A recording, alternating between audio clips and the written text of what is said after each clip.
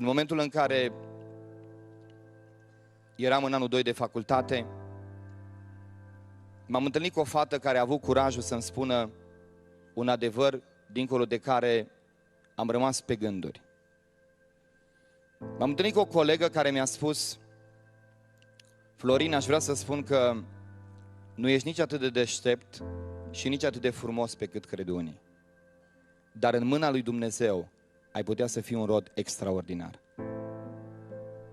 Pe moment m-am supărat foarte tare, pentru că orice om care este jignit într-un fel reacționează. Nici deștept, nici frumos, nu știu cum te-ai fi simțit tu când ți-ar fi spus lucrurile astea. Dar am plecat acasă după ce am jignit-o și eu la rândul meu și am zis: dacă nu nici frumos, nici deștept, de ce stai de vorbă cu mine? Că mă pricepeam la din astea. Să-i arzi pe oameni, să fii ironic, tuturor, pe toți ne duce mintea. Mai greu este să ducă inima să iubești, că te duce mintea ușor și mă duce mintea ușor să jignesc.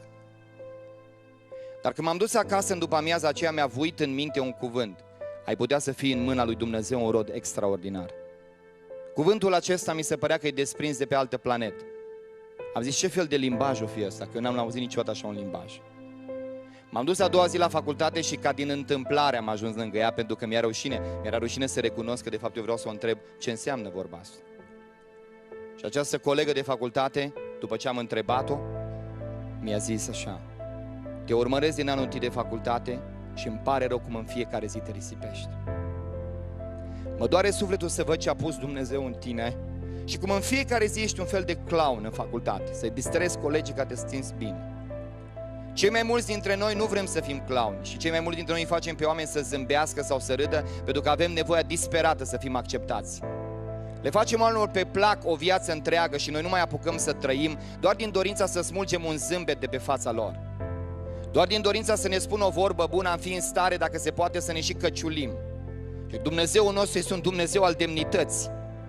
Un Dumnezeu care nu permite ca un copil de Dumnezeu să devină așa un fel de instrument în mâna oamenilor. Eu n-am înțeles lucrul ăsta. A început să-mi vorbească despre Dumnezeu într-un mod în care n-am auzit niciodată până atunci. Ca să scurtez foarte mult lucrul acesta, mi-am zis în inima mea: dacă nu mă însor cu fata asta, cred că o să am o altfel de viață. Așa de mult am iubit-o și am luat-o în căsătorie și suntem și astăzi soți și nici astăzi nu mă mai satur de Dumnezeu pe care îl văd în ea. Dar a costat, prieteni. Părinții mei mi-au închis ușa și au zis: te-ai pocăit? Să-ți fie de bine. Mi-au zis părinții mei: de aici încolo uiți numărul nostru de telefon. 4 ani de zile s-au ținut de promisiune.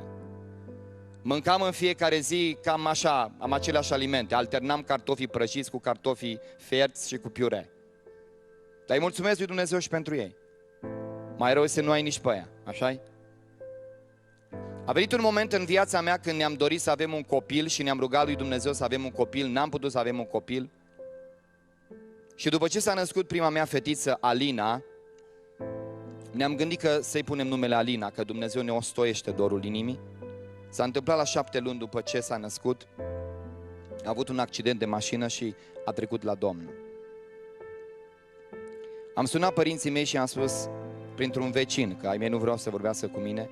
Am sunat la o vecină și am spus să o sune pe mama să stea de vorbă cu ea, pentru că am un necaz și aș vrea să stau de vorbă cu ea. În sfârșit mama m-a sunat și am spus: mamă, nepoata pe care n-ai văzut-o niciodată poate vii acum să o vezi la mormântare. Ai avut o nepoată și nu mai poți să o ții în brațe pentru că e deja moartă. Mama și cu tata au venit la mormântare și au venit foarte supărați pe mine. Deja mă gândeam cu groază la faptul că o să mă acuze și o să spună: te-ai pocăit și uite ce ți-a dat Dumnezeu ție. Ți-a dat moartea copilului tău. Nimic nu ieșise de pe mâinile mele, deși aproape că terminasem facultatea, trăiam cu chirie. În momentul acela în care nici măcar nu terminasem, eram în ultimul an, n-am făcut altceva decât să mă angajez portar și am stat un an de zile portar ca să aduc pâine acasă.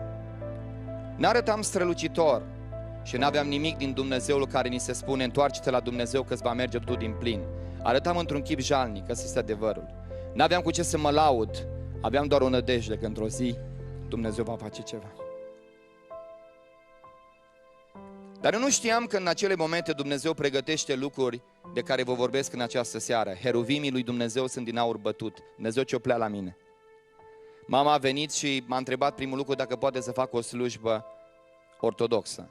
M-am consultat cu fratele bulgăr Emil, pastorul bisericii din acea vreme, și dânsul mi-a spus, nu văd nicio problemă, lasă-i să facă. A venit un părinte, un preot care, așa s-a întâmplat atunci, nu că ar fi o regulă, dar era puțin amețit, se grăbea să meargă la tren, i-a luat banii mamei și a făcut o slujbă de mântuială. Mama a ieșit afară și a fost extraordinar de derutată și a fost extraordinar de supărată. După care au venit frații și surorile din biserică, aproape la 500 de oameni, și am condus-o pe Alina pe ultimul drum la cimitir. În timpul cântărilor, Dumnezeu a coborât cu Duhul Sfânt acolo. În momentul în care pastorul bisericii a încercat să spună ceva, s-a oprit pentru că l-a înnecat plânsul. Și în acel moment am realizat că Dumnezeu mi-a luat un copil și mi-a dat o mamă. Pentru că în momentul acela mama a venit la mine plângând și mi-a zis, am lucrat ca o nebună. Eu n-am știut, spunea ea, ce înseamnă până la urmă credința voastră, dar astăzi m-am lămurit. Voi sunteți oamenii lui Dumnezeu, dacă știți să vă iubiți în felul ăsta. Prietene și creștine, nu fugi de necaz, pentru că El nu este necaz. Este dalta Domnului care sculptează în tine chipul lui Iisus Hristos. Eu nu cred într-un creștin care vine la biserică cu Biblia sub soară și căruia îi merge bine în toate. Eu nu cred că imaginea lui Iisus Hristos este a unui pastor în costum care vine la amvon. Eu cred că noi suntem credibili, dragii mei, în măsura în care prin necazurile acestei lumi rămânem credincioși lui Iisus Hristos. Nu cred că imaginea bisericii este aceea de duminică seara, în mod real.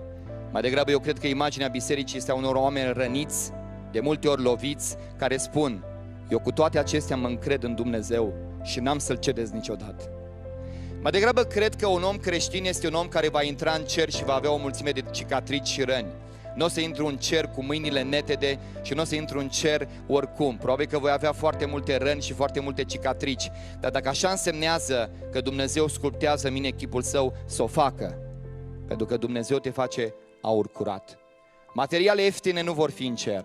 Și Dumnezeu nu ia în cer orice lucrare. Dumnezeu ia în cer lucrarea mâinilor Sale. Dumnezeu lucrează cu aur bătut și pune în tine chipul Lui. Și dacă Lui au făcut ceea ce au făcut, oare nouă, dragii mei, oare cu noi ce va fi?